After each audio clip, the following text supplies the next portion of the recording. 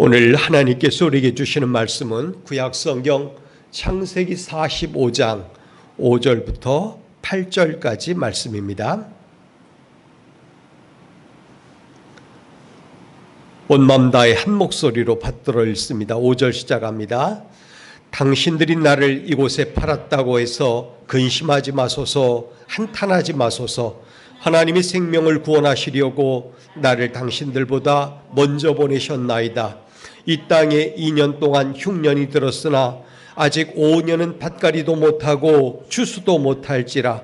하나님이 큰 구원으로 당신들의 생명을 보존하고 당신들의 후손을 세상에 두시려고 나를 당신들보다 먼저 보내셨나니, 그런즉 나를 이리로 보낸 이는 당신들이 아니요 하나님이시라. 하나님이 나를 바로에게 아버지로 삼으시고 그 온 집의 주로 삼으시며 애굽 온 땅의 통치자로 삼으셨나이다. 아멘. 오늘 저는 함께 읽은 말씀을 가지고 요셉처럼 해석하라 하는 제목으로 주신 말씀을 나누려고 합니다. 우리 하나님의 은혜와 평강이 말씀 가운데 풍성하게 임하기를 바랍니다. 중국 선교사 가운데 아주 유명한 사람 허드슨 테일러라고 하는 사람 들어봤을 겁니다. 그는 25살 될 때 중국 땅을 밟았는데 평생 중국을 위하여 헌신했습니다. 그의 성공적인 사역에 많은 사람들이 경의를 표하며 질문도 많이 했습니다. 그 중에 이런 질문이 있었다고 합니다. 어떻게 일생을 선교사로 보낼 수 있었습니까? 하는 거예요. 어떻게 평생을 선교사로 보낼 수 있었느냐는 거죠. 또 뿐만 아니라 더 나가서 그뿐만 아니라 어떻게 그런 선교사의 삶을 살면서도 행복할 수 있었습니까? 라고 물었다는 거예요. 이때 허드슨 테일러가 다음과 같이 말했답니다. 나의 헌신과 행복의 비결은 하루를 어떻게 시작하느냐에 달려 있습니다. 연주자는 음악회가 시작되기 전에 악기를 조율합니다. 음악회가 끝난 뒤 조율한다면 어리석은 일이죠. 나는 아침에 일어나면 하나님의 뜻에 내 생각을 맞추는 일부터 시작합니다. 그럼 인생이 보람되고 행복해지게 마련입니다. 라고 답을 했답니다. 정말 중요한 이야기가 아닌가 생각을 합니다. 하루를 시작함에 있어서 맨 먼저 해야 될 게 하나님과 내 삶을 조율하는 것. 이건 꼭 필요하다는 거죠. 하나님의 뜻을 확인하는 법, 이렇게 말한 것이 있어서 인용해 보려고 합니다. 자신의 뜻을 하나님께 맡길 것, 자기 감정에 의뢰하지 말 것, 성경에 의해 하나님의 뜻을 구할 것, 하나님의 섭리에 의한 주위 환경에 유의할 것, 그리고 기도할 것, 기다릴 것, 이렇게 말을 했습니다. 하나님의 뜻, 하나님의 행동 양식에 우리의 삶을 맞추려고 하는 노력은 매 순간 우리가 가져야 될 삶의 길, 지혜라고 생각을 합니다. 신앙은 주님의 뜻 안에서 자기 인생을 해석하는 것이라고 저는 생각을 합니다. 주님이 왜 나를 이곳에 심으셨을까? 주님이 나를 왜 이 일에 종사하게 했을까? 주님이라면 이런 때 어떻게 하셨을까? 주님은 이 일을 통하여 나에게 무슨 말씀을 하시려고 하는가? 이런 것들이죠. 성도 여러분, 존재하는 모든 것에 목적이 있듯이 우리에게도 각각 존재하는 목적이 있습니다. 인간의 존재 목적에 대해서 웨스트민스터 소유리 문답에는 아주 간결하게 이렇게 답을 냈습니다. 사람의 제일 되는 존재 목적은 하나님을 영화롭게 하는 것과 그를 영원토록 즐거워하는 것이다, 이렇게 말했습니다. 하나님께 영광을 돌리는 삶을 살아야 된다는 겁니다. 그리고 그 삶 속에서 하나님을 즐거워해야 된다는 거예요. 이게 사람의 존재 목적이라는 겁니다. 인간의 존재 목적을 이보다 더 명백하게 명쾌하게 정의한 말은 없을 겁니다. 이 간결한 문장을 한마디로 줄인다면 어떻게 될까 하는 거죠. 여러분, 우리는 스스로 있는 존재가 아니라는 거죠. 하나님의 뜻에 의해 존재하고 있다는 거예요. 여러분 모두가 하나님의 뜻에 의하여 존재하고 있다는 사실을 기억하길 바랍니다. 즉, 내 뜻에 의하여, 내 생각에 의하여 존재하는 것이 아니라 하나님에 의하여 존재하는 것. 나를 위해 존재하는 것이 아니라 하나님을 위하여 존재하는 것, 하나님에 의해서 하나님을 위하여 그리고 하나님의 소유로 존재하는 것, 이게 우리가 이 세상에 살아내야 될 삶의 목적이라는 겁니다. 그래서 성경은 이사야 43장 21절을 통하여 우리에게 이렇게 말씀해 주죠. 여러분도 잘 아는 말씀일 것입니다. 이 백성은 내가 나를 위하여 지었나니 나를 찬송하게 하려 함이니라, 이렇게 말을 했습니다.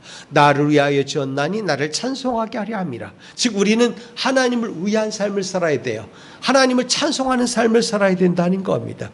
하나님께서 인간을 디자인하시고 만드신 이유가 선포된 구절이 바로 그거예요. 우리는 주님을 위하여 지음받은 존재입니다. 주님은 우리를 지으시려고, 우리로 주님을 찬송하며 살게 하시려고 이 땅에 우리를 심으셨습니다. 그렇기 때문에 우리는 끊임없이 주님과의 관계 속에서 주님을 찬송하며 주님을 위하는 삶을 살아야 되는 거죠. 주님을 찬송하는 삶은 우리가 어떤 상황, 어떤 여건 속에 놓였다 할지라도 항상 해야 되는 삶이에요. 그래서 다 하나님의 은혜입니다. 다 하나님이 하셨습니다. 다 하나님의 뜻입니다. 이게 바로 찬송하는 삶이에요. 다시 말씀드립니다. 다 하나님의 은혜입니다. 다 하나님이 하셨습니다. 다 하나님의 뜻입니다. 이게 바로 찬송하는 삶이라는 겁니다. 왜 제가 이 말씀을 드리냐면 오늘 본문을 통하여, 즉 요셉을 통하여 하나님이 다 하셨습니다 라고 그가 해석하는 그 말씀을 들으려고 하는 거예요. 다 하나님이 하셨습니다. 다 하나님의 뜻입니다. 다 하나님의 생각 가운데서 이루어지는 일입니다. 이렇게 해석을 했다는 거죠.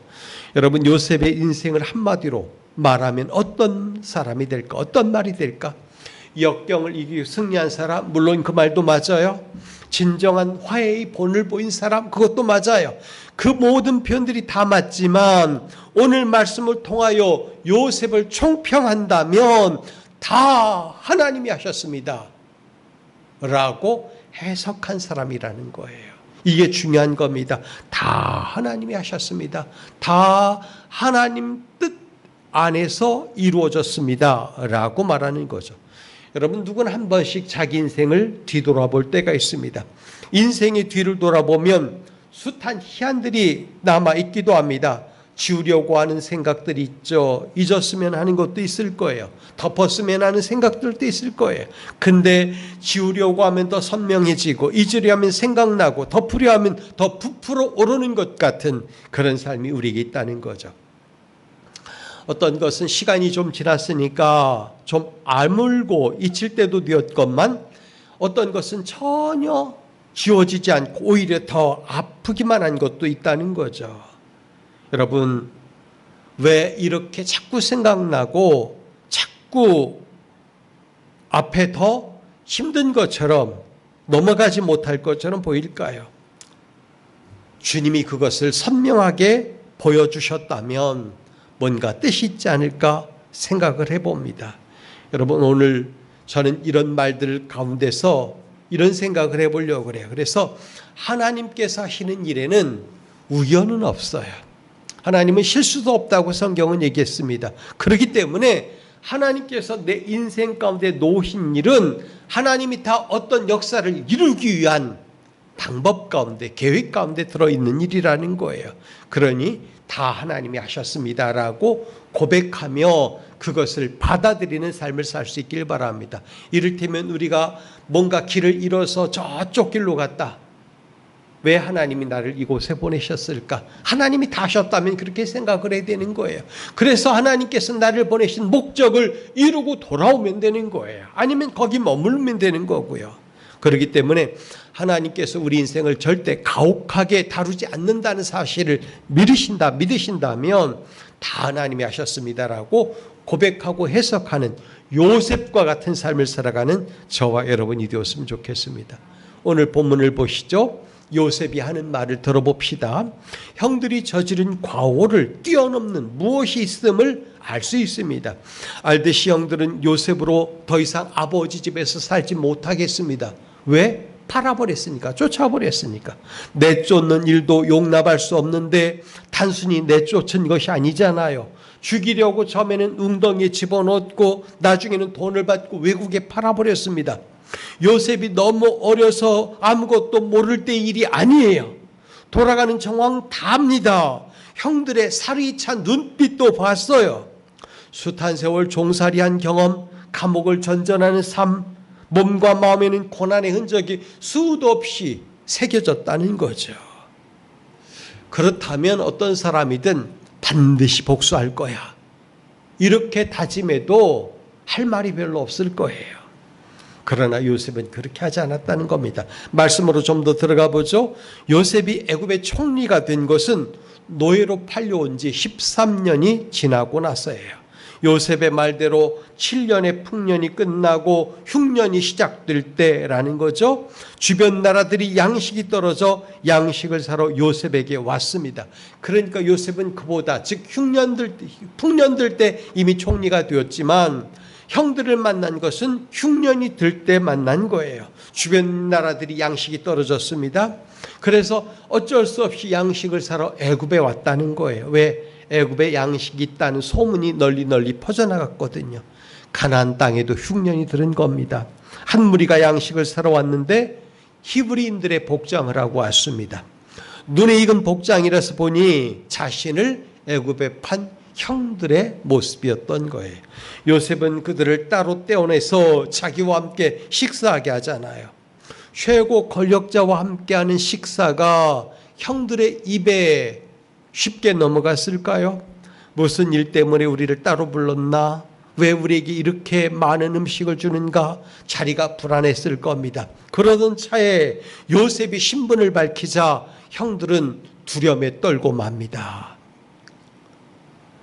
당신은 동해보복, 즉 눈은 눈으로 갚고 이는 이로 갚고 팔은 팔로 갚고, 이런 보복이 통용하던 고대의 문화였기 때문에 이제 남은 것은 동생의 손에 꼼짝없이 죽었다, 이런 생각밖에 없었을 거예요. 근데 그런 형들에게 요셉은 충격적인 말을 전합니다. 어떤 내용입니까? 나는 형들을 이미 용서했습니다. 형들이 나를 애굽에 팔게 했다고 해서 두려워하지 마십시오. 형들이 나를 애굽에 판 게 아니라 하나님이 형들의 손을 통하여 나를 애굽에 보내신 것입니다. 이게 얼마나 위대한 해석이에요.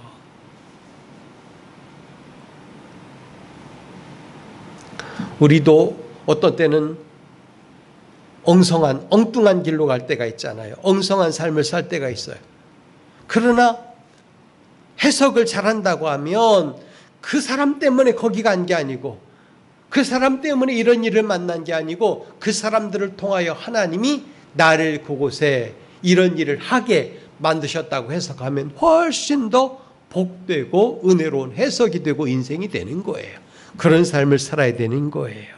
하나님의 섭리를 이루시기 위한 도구로 내가 쓰임받고 있구나, 그 생각을 갖게 되는 거죠. 여러분, 요셉은 생각했습니다. 자기를 애굽에 보낸 이는 형들이 아니다, 형들을 통하여 하나님이 하신 일이다. 얼마나 위대한 해석입니까? 그 해석 속에 하나님께서 크게 복 주시고 함께 하시는 은혜가 있었던 거예요. 여러분, 여기에 오늘 우리가 만나려고 하는 주제가 들어 있습니다. 성도 여러분, 신앙인은 인생을 하나님의 섭리라고 해석하는 사람들이 바로 신앙인이에요.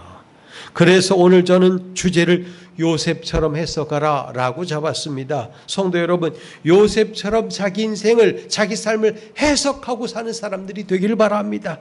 그렇게 해석을 해야 돼요. 그렇다면 요셉처럼 해석하는 사람들은 어떤 특징을 가지고 있을까요?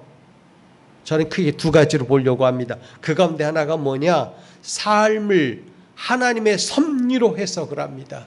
삶을 하나님의 섭리로 해석하는 거예요.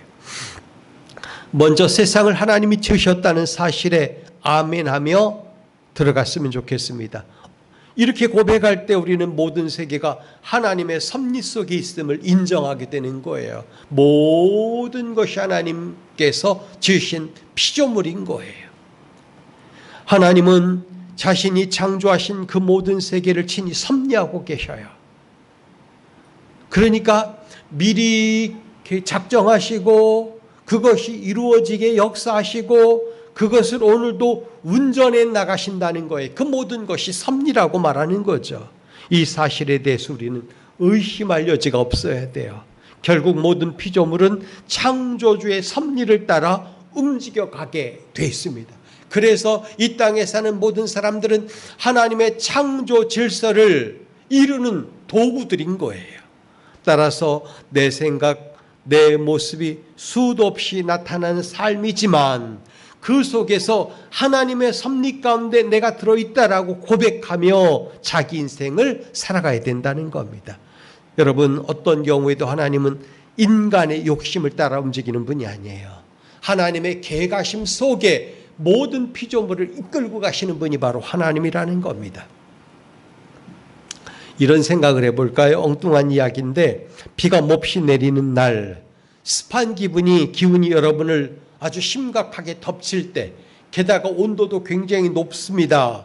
그럼 어떤 생각을 할까요? 덥다, 짜증난다, 그런 생각들을 할 겁니다. 엉뚱한 사람들은 이런 생각도 할 거예요. 내가 하나님이라면 난 금세 햇살을 내렸을 거야. 햇살이 너무 뜨거우면, 그래서 땀이 쏟아지면 내가 하나님이라면 금세 구름을 보냈을 거야. 이런 생각을 한다는 거죠. 그렇게 되면 나는 잠시는 좋을지 모르지만 만물은 내 소망 때문에 큰 고통을 당할 수밖에 없다는 거예요. 그래서 모든 것은 하나님의 작정하심 가운데 있다라고 봐야 되는 거예요. 이런 생각을 해볼까요? 여름이면 태풍이 많이 몰아닥칩니다. 다행히 올해는 우리나라로 직접 오는 태풍이 없고 일본이나 또는 중국으로 많이 간다고 그러던데 왜 그럴까 모르겠는데, 아무튼 태풍이 오면 많은 사람들, 많은 배들이 이를테면 고기잡이를 못하러 가게 되고 또는 부서지고 이래서 재산 피해가 얼마 났느니, 또는 태풍 때문에 낙과가 많이 떨어져서 과일 농사 짓는 사람들이 얼마나 피해를 받느니, 이런 얘기를 하지만 우주 질서 가운데 보면 그 태풍 하나 때문에 바닷물이 순환을 하고 바다 밑바닥까지 요동을 치고, 그래서 모든 생태계가 다시 조성되고, 그리고 모든 공기들이 순환되고, 그래서 깨끗해지고, 이런 걸 누가 할 수 있겠어요? 여러분, 누가 바람을 크게 붙여가지고 이 일을 할 수 있겠습니까? 하나님이 하시는 거예요. 모든 일은 하나님의 섭리 속에서 움직여 나가고 있는 것입니다. 하나님의 섭리가 아니고서는 참새 한 마리도 떨어지는 법이 없습니다. 하나님은 성경을 보면 우리 머리카락 하나까지도 다 세시는 분이라고 말씀하고 계셔요. 저는 그래서 오늘 말씀에서 요셉의 기가 막힌 해석이 우리의 해석이 되었으면 좋겠다 생각을 하는 것입니다. 요셉은 삶의 해석하는 모습에서 돋보이는 사람이었습니다. 이 세상에서 요셉처럼 억울함을 당했거나 분하고 가혹하고 처참하고 원통한 일을 경험한 사람은 그다지 많지 않을 거예요. 인간으로서 겪어야 할 큰 통증, 거의 죽음에 내몰리는 통증, 배신, 이별, 상처, 거절감, 이 모든 것을 한꺼번에 맞이한 사람이 요셉이에요. 그러나 요셉은 그렇게 점철되어 살아온 13년을 하나님의 은혜로 해석을 하는데, 당신들이 나를 이곳에 팔았으므로 근심하지도 한탄하지도 마옵소서. 하나님이 생명을 구원하시려고 나를 당신들 앞서 보내셨습니다. 그러면서 요셉이 말합니다. 그들에게 이르되 두려워하지 마소서. 내가 하나님을 대신하겠습니까? 당신들은 나를 해치려고 했으나 하나님은 그것을 선으로 바꾸어서 오늘과 같이 만민의 생명을 구원하게 하셨나이다. 이렇게 해석을 하는 거예요. 여러분, 저는 이런 해석이 우리 인생 순간순간마다 만들어지기를 바랍니다. 이러한 해석의 영성 앞에서는 미워할 일도 그다지 많지 않아요. 용서 못할 것도 없어요. 분노할 것도 그다지 많지 않습니다. 원망할 것도 그다지 많지 않아요. 요셉을 총리되게 하시려는 하나님의 섭리만 있는 거예요. 만백성을 먹여 살리려고 하는 하나님의 섭리만 들어있는 겁니다. 이 하나님의 섭리, 하나님의 시나리오 안에 무수한 역경, 실패, 가혹하고 부당한 일, 뼈가 상하다 못해 녹아내리도록 요셉을 힘들게 하고 억울하게 하고 또 여러 가지 고통스럽게 했던 그 모든 것들이 요셉을 애굽으로 몰고 가려고 하는 도구들이었다는 거예요. 만약에 요셉이 애굽으로 안 갔으면 그 풍년을 누가 준비했겠습니까? 흉년의 때를 누가 넘어갈 수 있겠습니까? 하나님이 그 일을 이루시게 하려고 요셉을 그곳으로 보낸 거예요. 여러분이 어디를 가든지 하나님이 보내시는 겁니다. 어떤 직장을 만나든 누구를 만나든 하나님이 만나게 하시는 것입니다. 그때 우리는 생각할 게 이거예요. 하나님께서 나를 이곳에 왜 보내셨을까? 이 사람을 왜 만나게 하셨을까? 여기서 하나님이 이루시려고 하는 뜻은 무엇인가? 이렇게 해석하는 사람은 반드시 좋은 결실을 만들어낼 거예요. 그렇게 여러분 인생을 꾸며나갈 수 있기를 바랍니다. 두 번째, 오늘 말씀에서 보면 이게 중요해요. 상처도 아픔도 고통도 믿음의 눈으로 해석한다는 사실이에요. 요셉처럼 해석해야 진정한 화해와 용서가 이루어지는 것입니다. 그렇게 하지 못하면 상처를 고스란히 마음에 남기고 살아가는 겁니다. 연민에 빠지고 쓴뿌리를 간직하고 적개심을 키워나가는 거예요. 엄밀히 말해서 상처라고 부르는 모든 감정은 삶에 일어난 외상에 대한 주관적인 해석에서 만들어지는 거예요. 그러므로 진정한 상처 회복은 그 사건에 대한 해석, 즉 자기 인생의 대본을 다시 해석할 때 가능해지는 겁니다.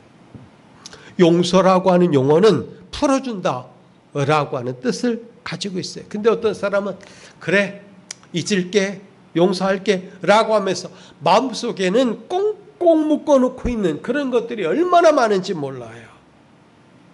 성경은 용서하지 못하는 사람이 겪게 되는 정서적 대가를 감옥에 갇히는 것으로 표현하고 있습니다. 남을 용서하지 못하면 결과적으로 자기가 엄청난 감옥에 갇혀 사는 거예요. 우리가 상대를 용서하지 못하면 신체적으로도 고통이 찾아온대요. 면역력이 저하된대요. 과학자들은 그렇게 말합니다. 두통이 생기고 스트레스에 노출된다고 합니다. 또 심리적으로 정서적으로 고갈되고 주의력이 결핍된대요.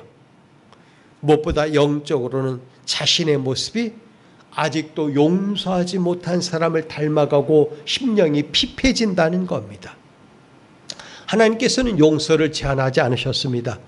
77번을 70번씩이라고 말했죠. 이건 뭐예요? 결국은 끝내 용서라는 말이에요.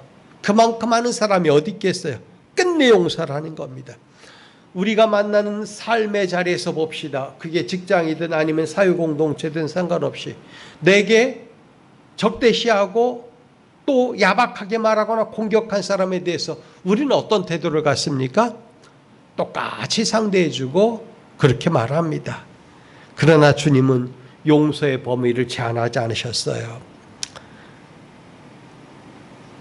용서는 상대방과 상관없이 일방적으로 가능하지만 화해는 쌍방간에 가능한 거죠. 결국은 용서를 뛰어넘어 화해가 이루어져야 되는 거예요. 성도 여러분, 내면 세계에 남아있는 상처를 보게 해달라고 주님께 간구하기를 바랍니다. 내 안에 있는 쓴뿌리, 상처가 뭘까? 혹시 적개심이 있거나 또는 증오심이 있거나 이런 것들이 있다면 주님께 내려놓고 주님께 용서를 구하고 주님께서 내미시는 손길로 말미암아 그 모든 것들이 치유받는 시간이 되길 바랍니다.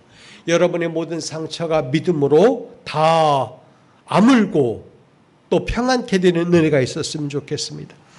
의사가 병원에 가면 약을 처방해 줍니다. 우리는 전문가가 아니라서 약의 성분에 대해서 잘 몰라요.